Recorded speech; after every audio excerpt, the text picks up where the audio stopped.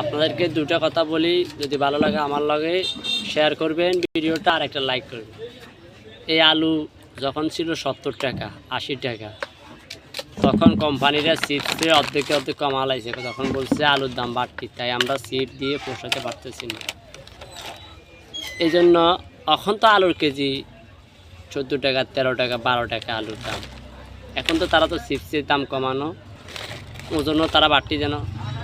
যখন আলু কেজি 70 টাকা ছিল তখন চিপসের ওয়েট ছিল 25-20 গ্রাম, আর এখন আলুর দাম কমে গেছে, তারা দিচ্ছে চিপস 14 গ্রাম। এটা তো পাবলিকের জবাই করতেছে। তো এই আলু দিয়ে যতগুলো পণ্য তৈরি করা হয়, দয়া করে আপনারা সকল পণ্যের দাম কমাবেন। ওই ধরনের পণ্যের দাম না কমাইলে আপনারা বাড়বার সময় বাড়াতে জানেন, কমাইতে সময় কমাইতে পারেন না। এসব অজুহাত আমাদের মতন পাবলিকের না দেওয়াই আমাদেরকে জবা করে দেন, ওটাই আপনাদের ভালো হবে।